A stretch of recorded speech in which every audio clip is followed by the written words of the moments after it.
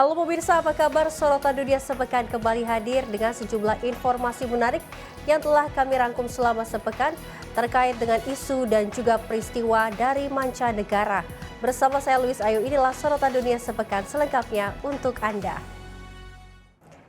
Kita awali informasi yang pertama, pemirsa. Sejumlah mural baru bermuatan pesan anti Amerika Serikat dan Israel muncul di lapangan Palestina Teheran pada Selasa. Karya seni ini hadir di tengah memanasnya kembali konflik militer antara Iran dan juga Amerika Serikat di kawasan Timur Tengah. Salah satu mural berukuran besar menutupi fasad sebuah gedung dengan menampilkan ilustrasi gedung putih yang dilalap api. Di bagian depannya terlihat peti mati berbalut bendera Amerika Serikat yang menampilkan foto Presiden Donald Trump dan sejumlah pejabat lainnya. Di samping ilustrasi tersebut, terpasang sebuah slogan berbunyi darah dibalas darah, mata dibalas mata. Sementara layar digital di kawasan itu menampilkan pesan-pesan lain, termasuk menuju puncak tanpa berhenti, serta kutipan yang dikaitkan dengan Imam Hussein. Lapangan Palestina di Teheran selama ini dikenal sebagai lokasi pemasangan mural dan instalasi politik yang menyoroti isu-isu terkait Amerika Serikat dan Israel. Tampilan mural di kawasan tersebut kerap berubah mengikuti perkembangan situasi politik dan keamanan di Timur Tengah. Pemasangan mural terbaru ini berlangsung saat Amerika Serikat terus melancarkan serangan udara terhadap sejumlah target di Iran. Di saat yang sama, Teheran melakukan serangan balasan yang menargetkan fasilitas militer Amerika Serikat di kawasan. Di tengah meningkatnya ketegangan, militer Amerika Serikat juga mengumumkan rencana pemberlakuan kembali blokade terhadap lalu lintas maritim menuju dan dari pelabuhan Iran. Sementara itu, Korps Garda Revolusi Islam Iran menolak langkah tersebut dan menegaskan bahwa jalur perairan itu merupakan wilayah mereka. Sebelumnya pada 17 Juni, Iran dan Amerika Serikat menandatangani nota kesepahaman yang mencakup kesepakatan gencatan senjata dan dimulainya putaran pertama perundingan di Swiss. Namun setelah itu kedua pihak saling menuduh melanggar ketentuan dalam kesepakatan tersebut. Tim redaksi Sinpo TV melaporkan.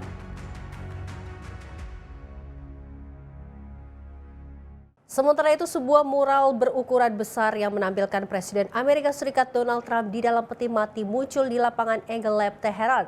Mural ini dipasang di tengah kembali memanasnya ketegangan militer antara Iran dan juga Amerika Serikat.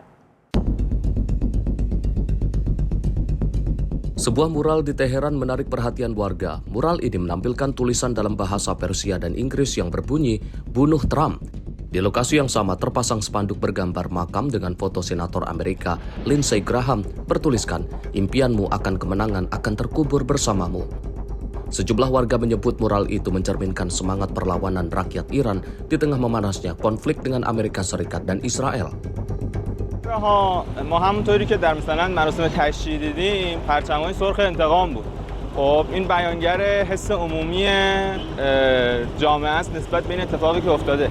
اتفاق بزرگی افتاده. آقا رهبر جامعه ما ولی ما رو شهید کردن. و خب ما اگر این کار رو نکنیم، انتقام نگیریم، مقابله به مثل نکنیم، ممکنه این فرآیند امامکشی چیز بشه، عادی سازی بشه. و باید صفر سر این وایسیم که این اتفاق دوباره رقم نخوره. Pemasangan mural ini terjadi setelah serangkaian serangan udara Amerika Serikat ke sejumlah target di Iran dan serangan balasan Teheran ke pangkalan militer Amerika Serikat di kawasan Teluk. Situasi semakin memanas setelah Washington mengumumkan kembali blokade terhadap lalu lintas maritim ke dan dari pelabuhan Iran. Sementara itu, Teheran menegaskan tidak akan menerima campur tangan Amerika Serikat di kawasan Selat Hormuz. Tim redaksi Sinpo TV melaporkan. Pemirsa, pemerintah Cina menyerukan agar akses pelayaran yang aman dan bebas di Selat Hormuz segera dipulihkan, menyusul meningkatnya ketegangan di Timur Tengah, di mana seruan itu disampaikan setelah Iran mengklaim menutup jalur pelayaran strategis tersebut, meski klaim itu dibantah oleh Amerika Serikat.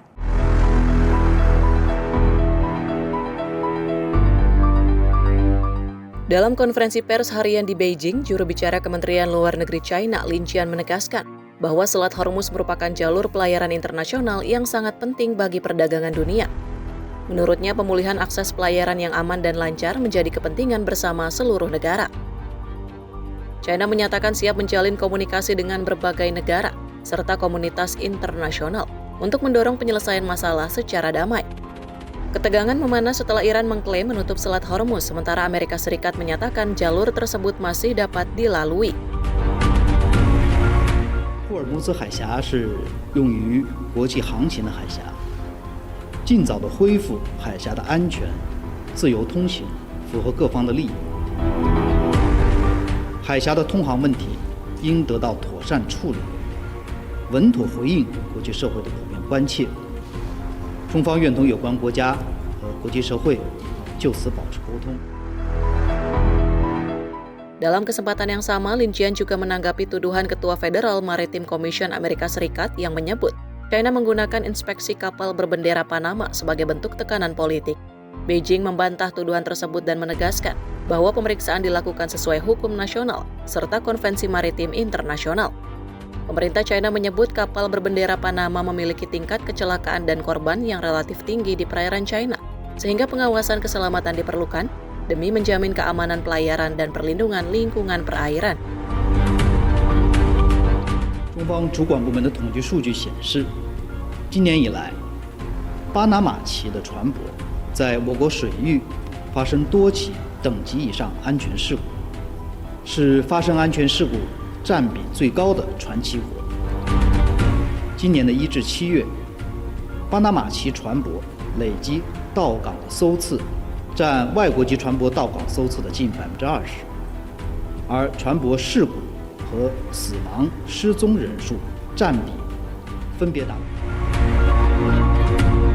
Dalam konferensi pers tersebut, pemerintah China juga mengonfirmasi bahwa Presiden Xi Jinping akan hadir dalam pembukaan World Artificial Intelligence Conference 2026 dan pertemuan tingkat tinggi tata kelola kecerdasan artifisial global di Shanghai pada pekan ini. Tim redaksi Sinpo TV melaporkan.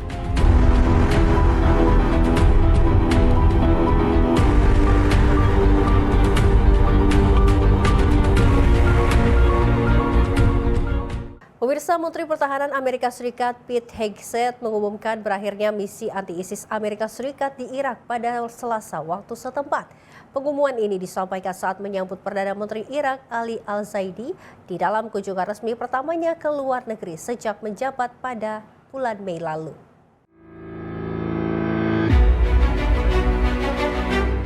Rekaman memperlihatkan kedatangan Perdana Menteri Irak Ali Al-Zaidi di Pentagon sebelum menggelar pertemuan dengan Menteri Pertahanan Amerika Serikat Pete Hegseth. Tayangan juga menampilkan arsip kehadiran pasukan Amerika Serikat selama menjalankan misi militer di Irak. Dalam pernyataannya, Hegseth menegaskan operasi Inherent Resolve akan mengakhiri misi kontra ISIS di Irak sesuai jadwal yang sebelumnya telah disepakati bersama oleh Washington dan Baghdad.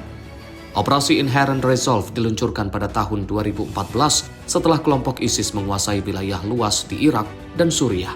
Meski kelompok tersebut telah kehilangan kendali atas wilayah kekhalifahannya, pasukan koalisi internasional tetap berada di Irak dalam peran sebagai penasihat keamanan. Berdasarkan kesepakatan antara Amerika Serikat dan Irak, misi tersebut akan resmi berakhir pada 30 September mendatang. Meski demikian, kerjasama keamanan antara kedua negara akan tetap dilanjutkan melalui kemitraan bilateral. Dalam pertemuan tersebut, Hegseth menegaskan Irak merupakan negara berdaulat yang tidak berada di bawah pengaruh ISIS, Al-Qaeda maupun Iran. Ia juga menyampaikan harapan agar hubungan kedua negara dapat terus berkembang berdasarkan kepentingan bersama. Pertemuan di Pentagon berlangsung setelah Al-Zaidi bertemu dengan Presiden Donald Trump di Gedung Putih. Keduanya membahas berbagai isu hubungan bilateral, termasuk upaya pemerintah Irak menekan pengaruh kelompok-kelompok yang didukung Iran di dalam negeri. Ali Al-Zaidi tiba di Amerika Serikat pada Senin dalam kunjungan luar negeri pertamanya sejak menjabat Perdana Menteri Irak pada Mei lalu. Ia muncul sebagai kandidat terpilih setelah berbulan-bulan kebuntuan politik pasca pemilu parlemen Irak. Tim redaksi Sinpo TV melaporkan.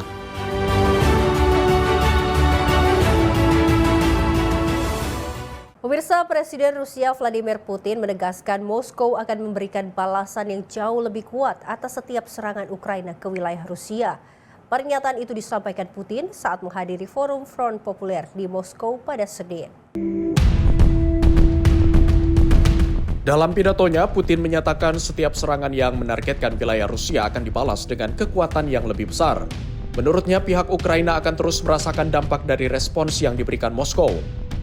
Putin juga menyinggung kondisi sektor energi Rusia yang menjadi sasaran serangan dalam beberapa bulan terakhir. Meski mengakui serangan tersebut menimbulkan gangguan sementara terhadap pasokan produk minyak, ia menegaskan fondasi sistem energi Rusia tetap kuat dan situasi akan berangsur membaik. Наши ответы всегда будут зеркальными, куда бы они пытались наносить удары на территории Российской Федерации. Мы будем отвечать зеркально, только в несколько раз мощнее. Противник будет это чувствовать. Уже чувствовать, надеюсь, и будет чувствовать это в дальнейшем. С нарастающей мощностью. Putin menambahkan pemerintah Rusia kini mulai membangun sistem pasokan baru yang dinilai lebih tahan terhadap serangan.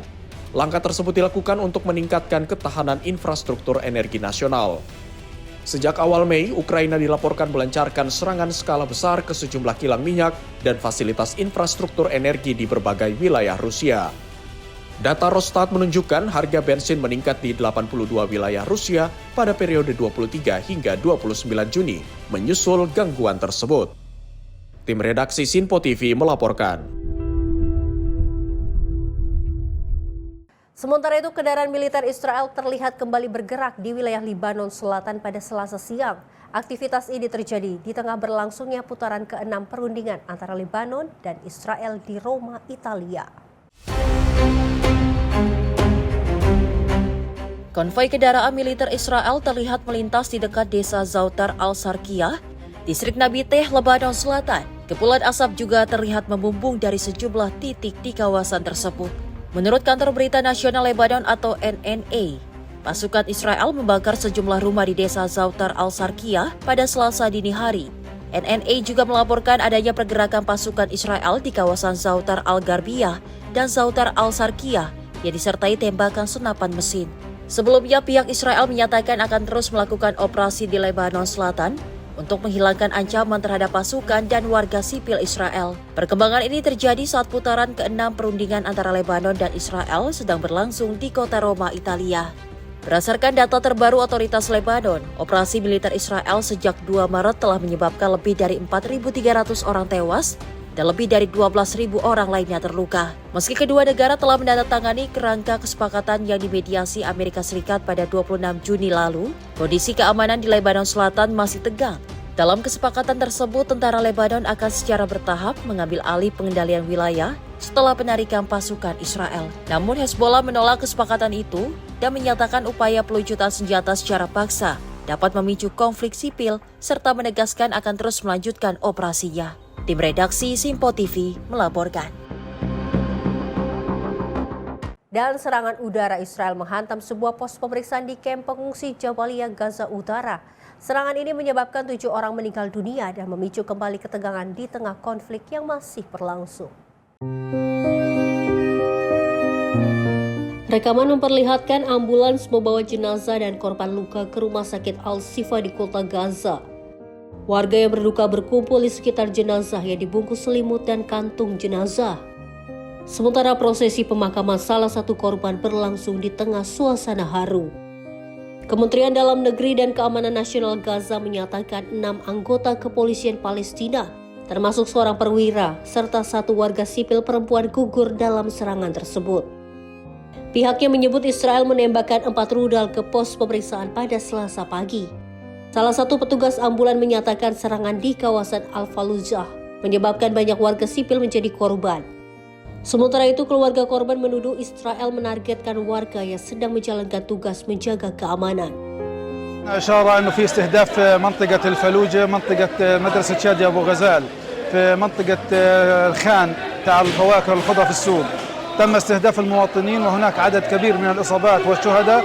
تم وصولنا لأول ناس للمكان وتم إحضار عدد من الإصابات وإحضار شهيدين معنا في مستشفى الشفاء. وهناك عدد آخر من الإصابات والشهداء باقين في المكان. توجهت سيارات الإسعاف في المؤسسات الأخرى ومؤسسات الصحة للمكان. كانوا قاعدين في المكان متواجدين كلهم عند اليمن الساير. يعني أجتهم الهواء الغاشم تسمنا بالله وأنت نعم الوكيل فيهم مش عقدهم. 7 استشهدوا هو وزملائه واللي مرق الطريق استشهد كلهم استشهدوا. Di sisi lain, militer Israel mengkonfirmasi melancarkan serangan di kawasan Jabilia. Israel mengklaim serangan tersebut menewaskan Mohamed Salem, yang disebut sebagai kepala keamanan militer Batalion Hamas Jabaliya Tengah, serta sejumlah anggota Hamas lain yang dituduh merencanakan serangan terhadap Israel. Menurut Kementerian Kesehatan Gaza, konflik yang berlangsung sejak 7 Oktober 2023 telah menyebabkan lebih dari 73.000 warga Palestina meninggal dan lebih dari 173.000 lainnya terluka. Tim redaksi Sinpo TV melaporkan. Informasi dari juru bicara Kementerian Luar Negeri Iran, Ismail Baghai, menyatakan nota kesepahaman antara Iran dan Amerika Serikat kini berada dalam tahap krisis. Ia menegaskan Teheran tidak pernah menjadi pihak pertama yang melanggar komitmen dalam kesepakatan tersebut. Dalam konferensi pers di Teheran pada hari Senin waktu setempat, Baghai menuduh pemerintah Amerika Serikat terus menyebarkan informasi yang tidak benar. Menurutnya, kebiasaan berbohong telah menjadi ciri pemerintahan Washington. Baghai menjelaskan pertemuan di Muscat, Oman pada Sabtu lalu hanya membahas klausul kelima dalam nota kesepahaman. Poin tersebut berisi rencana pembentukan mekanisme konsultasi untuk menjamin jalur aman bagi kapal-kapal yang melintasi Selat Hormuz. Namun menurut Baghai, tujuan tersebut gagal tercapai karena tekanan yang dilakukan Amerika Serikat terhadap Oman.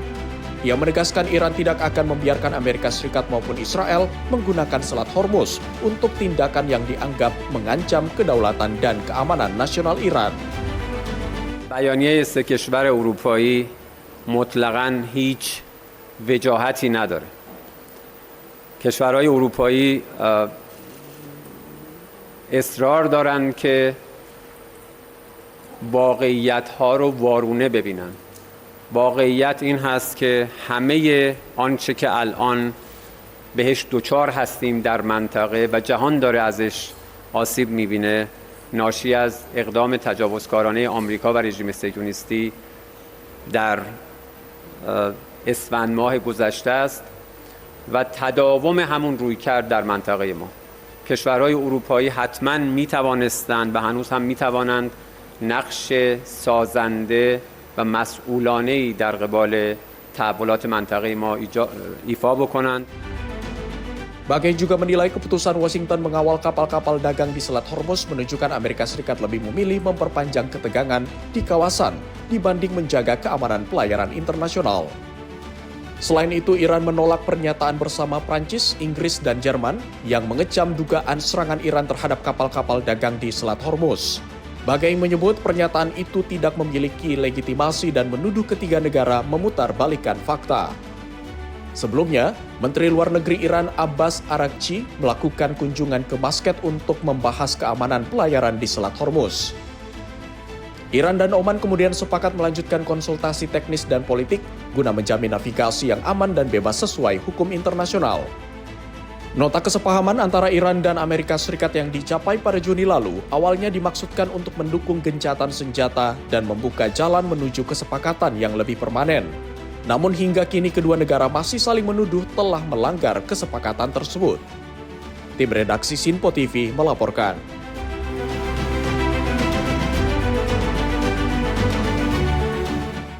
Pemirsa, kapal kargo terbelah dua di Selat Hormuz. Informasinya usai jeda berikut ini.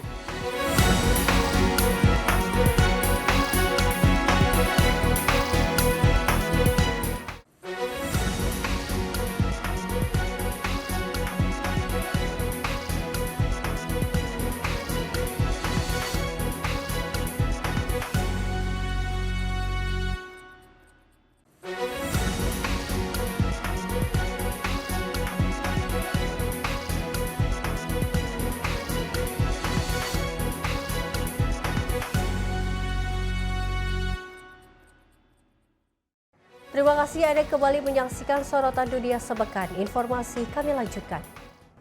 Pemirsa, sebuah kapal kargo dilaporkan terbelah dua dan tenggelam di Selat Hormuz setelah diduga tertabrak atau bertabrakan dengan kapal lain yang belum diketahui identitasnya. Seluruh 23 awak kapal berhasil diselamatkan oleh otoritas Iran. Rekaman yang dirilis media Iran pada Selasa memperlihatkan kapal kargo dalam kondisi sebagian tenggelam, sebagian besar bagian tengah kapal terlihat sudah berada di bawah permukaan air, sementara perahu cepat melintas di sekitar lokasi kejadian. Laporan menyebut kapal kargo Luni yang juga berusia 32 tahun dan terdaftar di St. Kitts sedang berlabuh di lepas pantai Bandar Abbas ketika insiden terjadi. Tabrakan menyebabkan lambung kapal mengalami kerusakan parah hingga terbelah menjadi dua.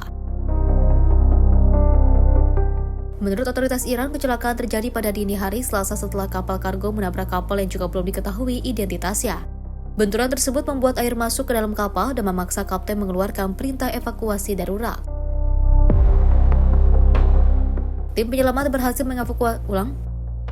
berhasil mengevakuasi seluruh 23 awak kapal ke Pulau Qasim. Otoritas Iran menyatakan seluruh pelaut dalam kondisi selamat dan tidak dilaporkan ada korban jiwa. Hingga kini penyebab pasti tabrakan masih dalam penyelidikan. Pihak berwenang juga belum mengungkap identitas kapal lain yang diduga terlibat dalam insiden tersebut. Tim redaksi Simpo TV melaporkan. Pemirsa, 9 anggota dari satu keluarga termasuk seorang bayi berusia 2 bulan tewas dalam serangan kelompok bersenjata di wilayah Riom, negara bagian Plateau, Nigeria. Insiden ini memicu tuntutan warga agar pemerintah segera memperketat pengamanan di daerah tersebut.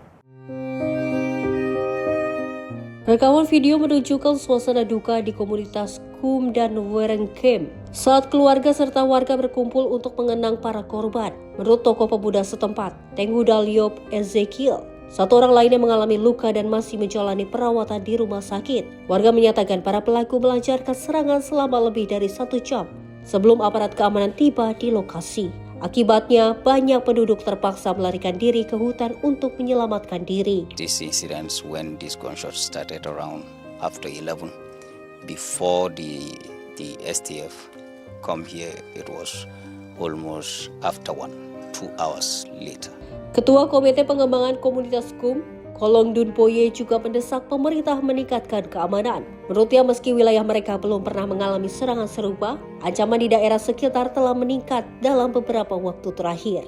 Negara bagian Plateau selama ini dikenal sebagai salah satu wilayah yang kerap dilanda kekerasan antara kelompok petani dan peternak.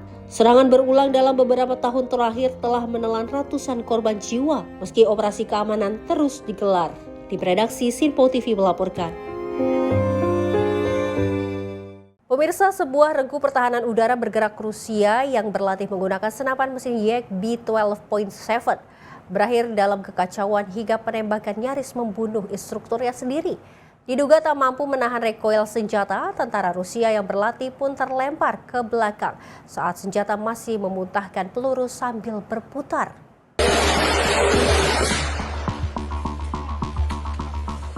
Seorang tentara Rusia yang baru direkrut menjadi sorotan setelah video latihan menembaknya viral di media sosial.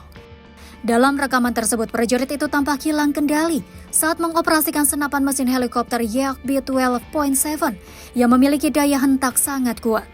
Tubuhnya terlempar ke belakang usai menembakkan senjata utama yang dirancang untuk helikopter serang Mi-24 tersebut. Situasi itu nyaris membahayakan personil lain yang diduga merupakan instrukturnya sendiri, lantaran senjata tersebut berputar dan masih menembakkan peluru. Beruntung setelah rentetan tembakan terhenti, instruktur dengan cepat mengamankan senjata, sehingga insiden tidak berkembang menjadi kecelakaan yang lebih serius. Beberapa tentara lain segera menghampiri untuk memeriksa kondisi prajurit tersebut. Belakangan diketahui senjata itu diduga mengalami malfungsi lantaran pemasangan sumbu laras tidak sejajar dengan sumbu rotasi menara. Tim redaksi Simpo TV melaporkan. Kelompok Houthi mengaku melancarkan serangan ke Bandara Internasional Aba di Arab Saudi. Serangan tersebut sebagai balasan atas serangan terhadap Bandara Internasional Sana'a di Yaman. نفذت القوات المسلحة اليمنية عملية عسكرية نوعية استهدفت مطار أبها الدولي وذلك بعدد من الصواريخ البالستية والطائرات المسيرة وقد حققت العملية أهدافها بنجاح بفضل الله إن العدو السعودي بقراره الأرعن. Juru bicara militer Houthi Yahya Sareh menyatakan pasukan Ansar Allah melancarkan operasi militer dengan menembakkan sejumlah rudal balistik dan drone ke Bandara Internasional Aba. Menurutnya operasi tersebut berhasil mencapai sasaran yang telah ditentukan. نفذت القوات المسلحة اليمنية عملية عسكرية نوعية استهدفت مطار أبها الدولي وذلك بعدد من الصواريخ البالستية والطائرات المسيرة، وقد حققت العملية أهدافها بنجاح بفضل الله. إن العدو السعودي بقراره الأرعن بالهجوم الظالم على مطار صنعاء الدولي يتحمل كامل المسؤولية والعواقب الوخيمة حيال هذا العدوان الغاشم الذي يخدم العدو الصهيوني الأمريكي وما يترتب عليه من تداعيات. تؤكد القوات المسلحة اليمنية أنها مصممة على الموقف الحق في دفع العدوان ورفع الحصار الجائر عن بلدنا. وفي هذا السياق تحذر جميع شركات الطيران من العبور في أجواء المملكة السعودية، وإن عليها أخذ تحذيراتنا على محمل الجد حتى رفع الحصار عن مطار صنعاء الدولي. Sebelumnya, landasan pacu Bandara Internasional Sana dilaporkan menjadi sasaran serangan. Pihak Houthi menuduh Arab Saudi berada di balik serangan tersebut. Di sisi lain, pemerintah Yaman yang didukung Arab Saudi menyatakan pasukannya menargetkan landasan pacu untuk mencegah pesawat Iran mendarat di sana. Pesawat itu dilaporkan membawa delegasi Houthi yang baru kembali dari Iran setelah menghadiri upacara penghormatan terakhir bagi mantan pemimpin tertinggi Iran, Ali Khamenei. Tim redaksi Sinpo TV melaporkan.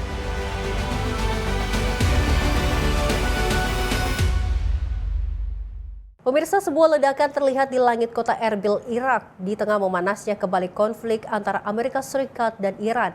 Sistem pertahanan udara dilaporkan mengaktifkan rudal interceptor untuk menghadang target di udara.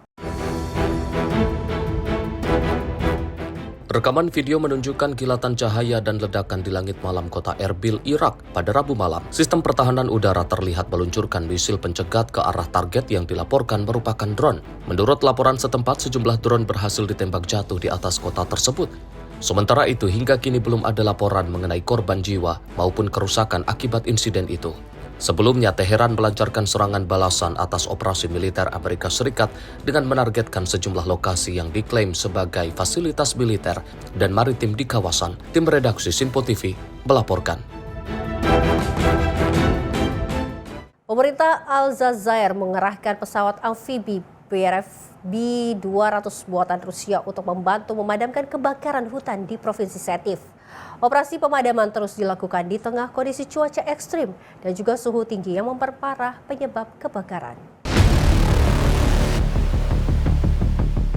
Pesawat amfibi Berif BE-200 diterjunkan dalam operasi pemadaman kebakaran hutan di wilayah Beni Ortilan, Provinsi Setif, Aljazair Timur Laut.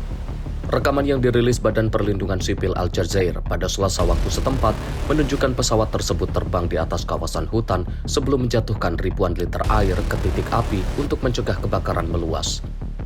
Operasi pemadaman memasuki hari keempat dengan petugas terus berupaya mengendalikan api yang melanda kawasan hutan dan pegunungan. Cuaca ekstrim dan gelombang panas dilaporkan menyulitkan proses pemadaman karena sejumlah titik api kembali menyala setelah sempat berhasil dikendalikan. Hingga saat ini petugas masih berjuang memadamkan 19 kebakaran hutan di 10 provinsi di Aljazair. Sedikitnya 1 orang dilaporkan meninggal dunia akibat bencana tersebut.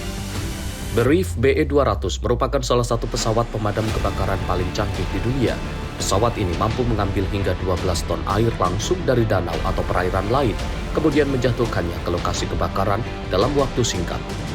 Aljazair telah mengoperasikan 4 unit Berif BE-200 untuk memperkuat kapasitas penanganan kebakaran hutan dan bencana alam di negara tersebut. Tim redaksi Sinpo TV melaporkan.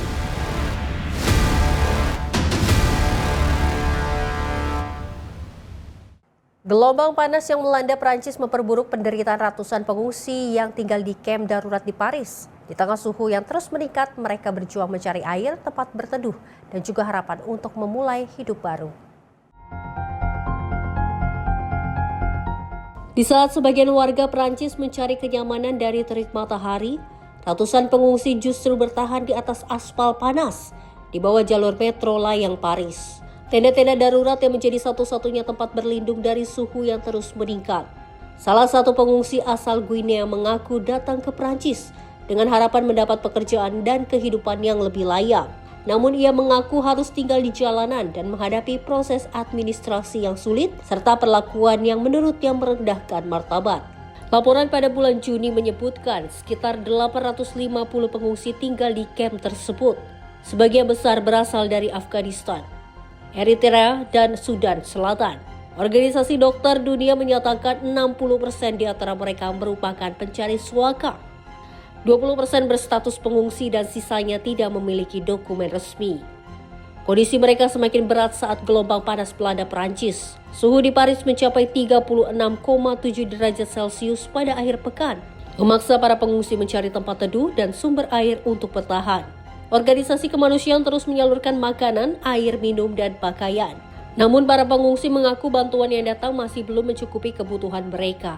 Relawan setempat juga menilai banyak pengungsi membutuhkan tempat tinggal, akses layanan kesehatan, serta pendampingan agar dapat memulai kehidupan baru di Perancis. Tim redaksi Sinpo TV melaporkan.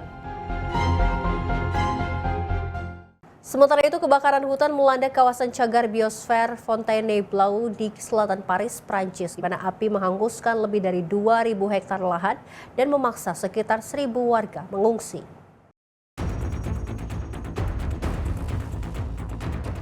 Rekaman video menunjukkan helikopter dan pesawat amfibi menjatuhkan air ke titik-titik api, sementara asap tebal menyelimuti kawasan hutan. Petugas pemadam kebakaran terus berupaya memadamkan sisa api dan mencegah munculnya titik api baru. Otoritas Prancis menyatakan 2 kebakaran yang terjadi sejak 12 Juli kini berhasil dikendalikan, meski belum sepenuhnya padam. Sekitar 800 petugas pemadam masih disiagakan di lokasi. Hingga kini tidak ada laporan korban jiwa maupun luka-luka. Namun polisi telah menangkap 3 orang untuk dimintai keterangan terkait penyebab kebakaran yang masih dalam penyelidikan. Untuk pertama kalinya, pesawat pembom air dikerahkan dalam penanganan kebakaran hutan di wilayah Paris dengan mengambil air dari Sungai Seine. Tim pemadam dari Prancis Selatan juga diterjunkan untuk memperkuat penanganan di lokasi. Kawasan Fontainebleau dan Gattinais merupakan cagar biosfer UNESCO sejak tahun 1998. Kebakaran ini kembali menunjukkan rentannya kawasan konservasi tersebut terhadap ancaman bencana akibat kondisi cuaca ekstrim. Tim redaksi Sinpo TV melaporkan.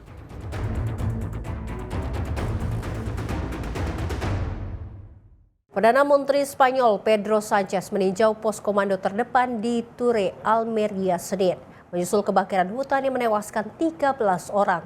Sanchez menegaskan darurat iklim menjadi salah satu penyebab meningkatnya bencana kebakaran ekstrim di Spanyol. Pedro Sanchez, Perdana Menteri Spanyol, tiba di pos komando bersama Presiden wilayah Andalusia, Juanma Moreno. Keduanya bertemu dengan tim penyelamat dan pejabat setempat untuk mendapatkan laporan terkini mengenai penanganan kebakaran. Sanchez menyatakan perubahan iklim membuat kebakaran hutan menjadi lebih sering terjadi dan semakin merusak. Menurutnya, seluruh pemerintah dan masyarakat harus bersama-sama menghadapi ancaman darurat iklim. He dicho en muchas ocasiones, la emergencia climática mata, lo estamos viendo en toda Europa, lo estamos viendo también en España, por desgracia, y en consecuencia tenemos que estar todas las administraciones y el conjunto de la sociedad a la altura del desafío que tenemos por delante.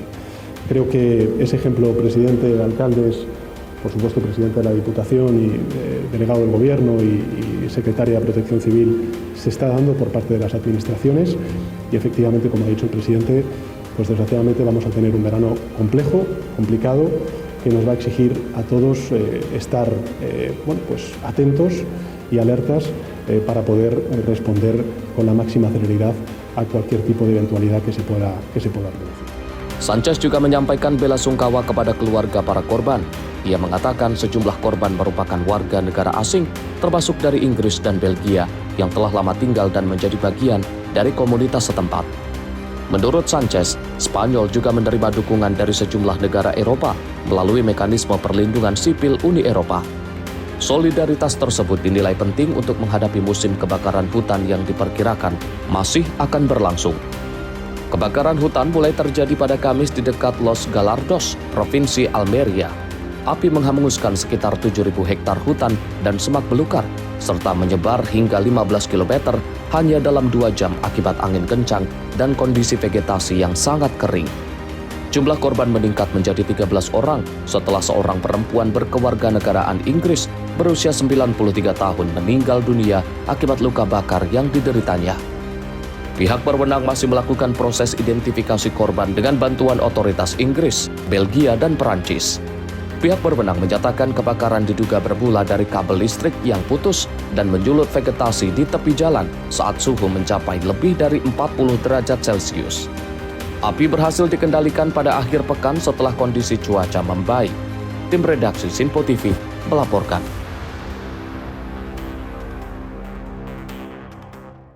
Kelaparan melanda Uganda. 16 orang meninggal dunia. Informasi selengkapnya usai jeda, tetaplah bersama kami di Sinpo TV.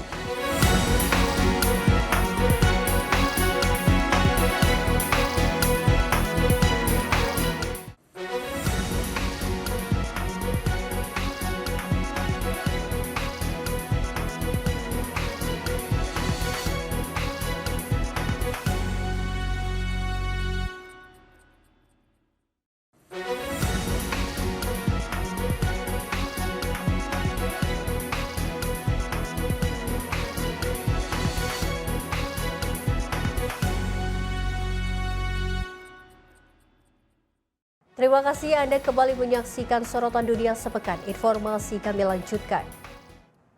Pemirsa, kekeringan berkepanjangan memicu krisis pangan di wilayah Karamoja, Uganda. Gagal panen dan kelangkaan makanan dilaporkan telah menyebabkan sedikitnya 16 orang meninggal dunia.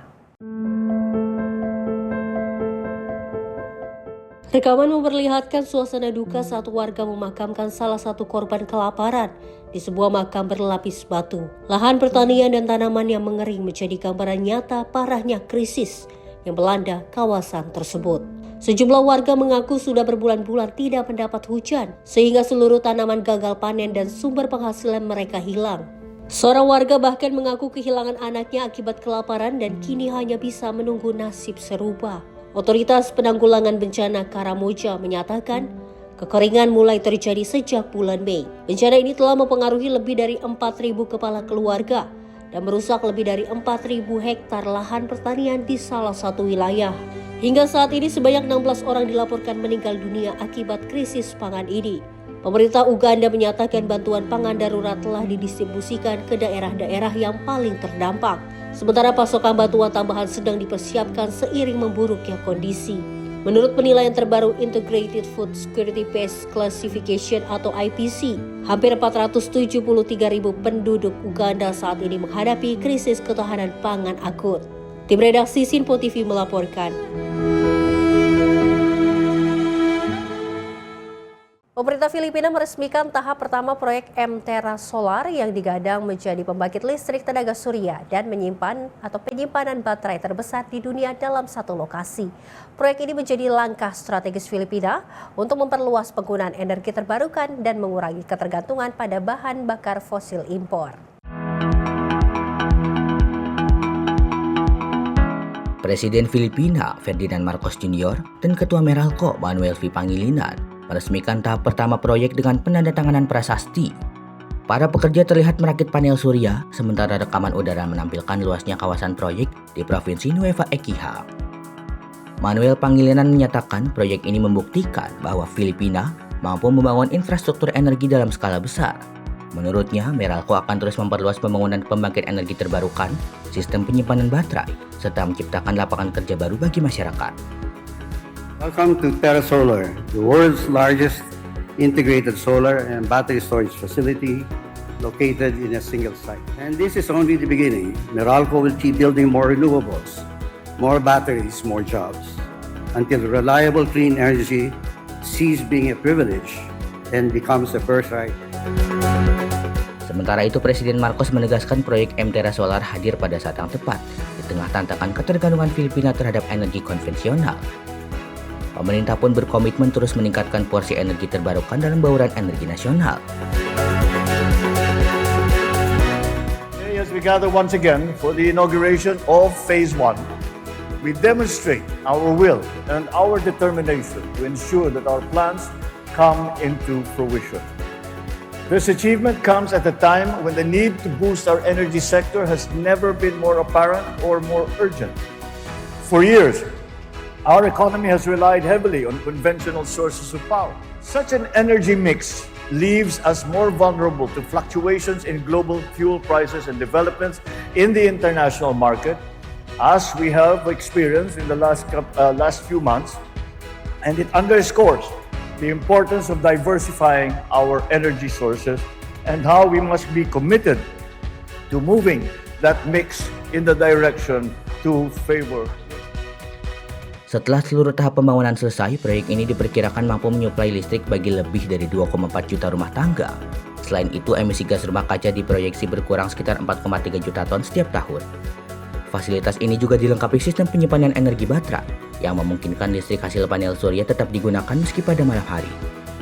Pemerintah Filipina menilai proyek tersebut akan memperkuat ketahanan energi nasional, sekaligus melindungi masyarakat dari gejolak harga energi akibat konflik geopolitik global. Tim redaksi Simpo TV melaporkan. Pemirsa, gelombang panas ekstrim kembali melanda kota Chongqing di barat daya Tiongkok. Suhu yang menembus lebih dari 40 derajat Celcius membuat pemerintah mengerahkan kipas penyemprot kabut raksasa bagi warga yang beraktivitas di luar ruangan. Kipas-kipas penyemprot uap dingin berukuran besar dipasang di sepanjang jalan kuliner Guanyiqiao, salah satu kawasan paling ramai di Chongqing. Semburan uap dingin dari alat tersebut membantu menurunkan suhu di sekitar jalan dan memberikan kesejukan bagi warga yang beraktivitas di luar ruangan.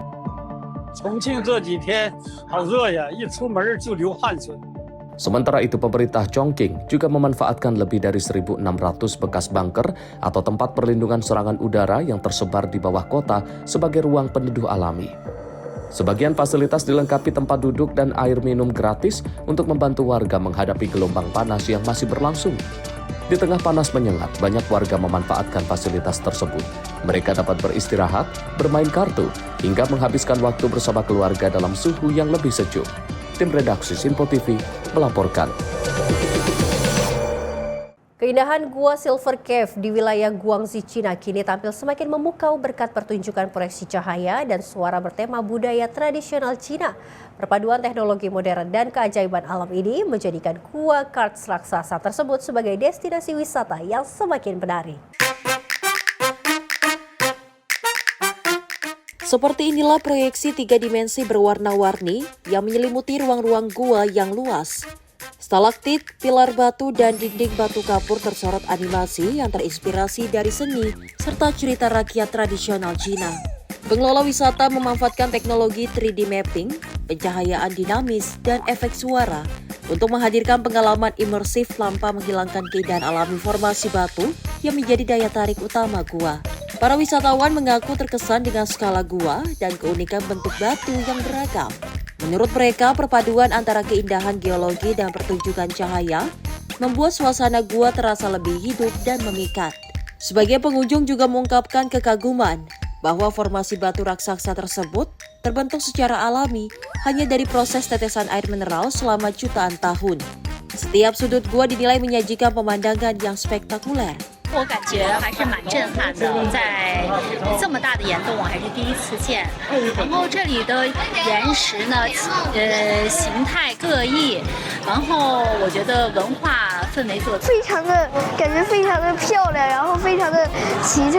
就这玩意儿，几亿年前就直接滴出来这么多东西，我都不知道咋滴的。然后外加这些地方都特别美，什么这个地方。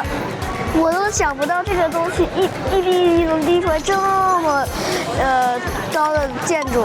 我之前也是来过类似的，就是说感觉就是每次你就可以看到大自然的那些造化吧，就是说它可以创造出很多这些很美丽的东西。然后呢，再加上这光影的装饰的话，就是更加生动了，就是说你可以看出大自然对大自然的创造力。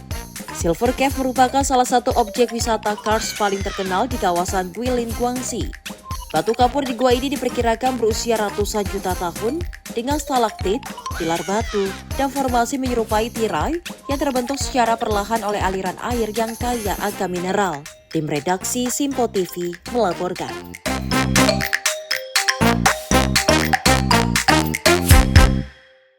Pemirsa, sebuah pusat perbelanjaan di Chongqing, Cina menawarkan pengalaman berbelanja yang berbeda dengan menghadirkan hutan tropis di dalam gedung. Konsep unik ini menjadikan mal tersebut bukan hanya destinasi belanja, tetapi juga objek wisata perkotaan. Rekaman memperlihatkan atrium raksasa setinggi 42 meter yang dipenuhi lebih dari 70.000 tanaman tropis. Di tengahnya, air terjun buatan setinggi 20 meter mengalir ke sebuah kolam menciptakan suasana layaknya hutan hujan tropis. Pengunjung tampak menyusuri taman bertingkat, jembatan layang, serta menikmati rindangnya pohon yang digantung di dalam gedung.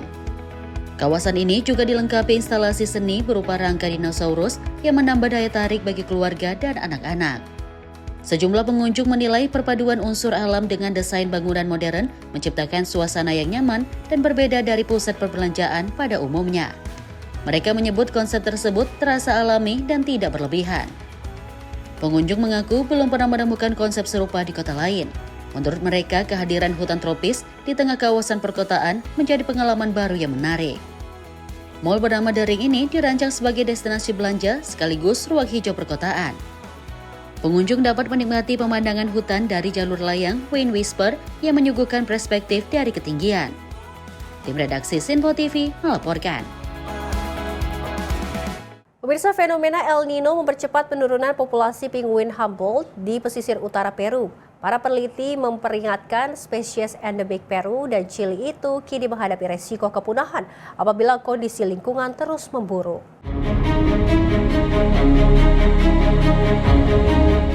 Rekaman video dari Pulau Foca, wilayah Piura, memperlihatkan jumlah penguin Humboldt yang jauh lebih sedikit dibandingkan tahun-tahun sebelumnya. Peneliti dari Universidad Científica del Sur, Carlos Zavalaga, menyebut populasi penguin Humboldt telah menurun hingga hampir 60% dalam beberapa tahun terakhir. Pada musim panas 2025, diperkirakan hanya tersisa sekitar 5.500 ekor.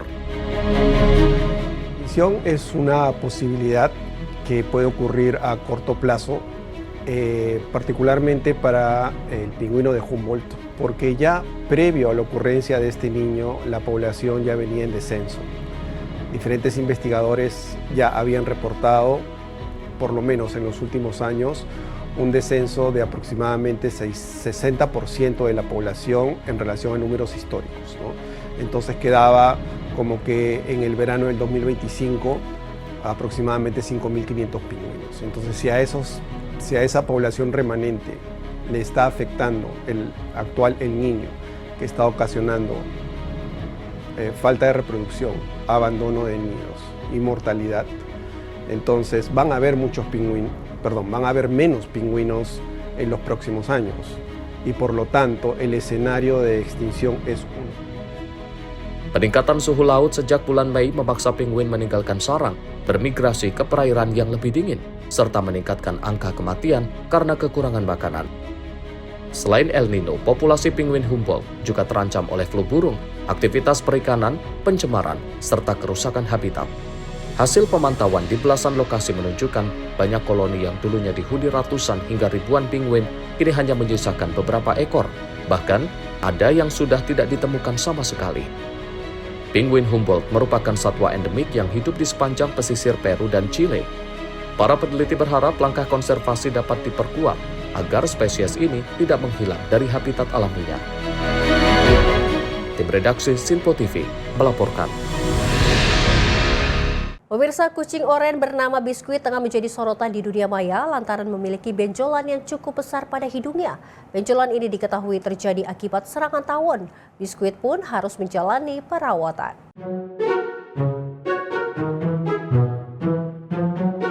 Seekor kucing oranye bernama Biskuit viral di media sosial usai hidungnya membengkak hingga tampak jauh lebih besar dari biasanya. Bahkan sekilas wajahnya mirip dengan hewan bekantan yang memiliki hidung besar. Pembengkakan yang dialami Biskuit diduga dipicu oleh berbagai penyebab, salah satunya sengatan lebah yang kerap terjadi saat kucing mencoba bermain atau menangkap serangga. Selain itu dapat juga terjadi akibat infeksi jamur Cryptococcus yang menyerang area hidungnya. Kini Biskuit tengah menjalani masa pemulihan di Tijuana, Meksiko setelah kondisinya sempat memprihatinkan. Biskuit dijadwalkan menjalani CT scan untuk membantu dokter merencanakan operasi pengangkatan benjolan sekaligus rekonstruksi wajah. Selama proses penyembuhan, Biskuit menggunakan kerah pelindung atau e-collar agar tidak menggaruk area yang terluka. Tim redaksi Sinpo TV melaporkan.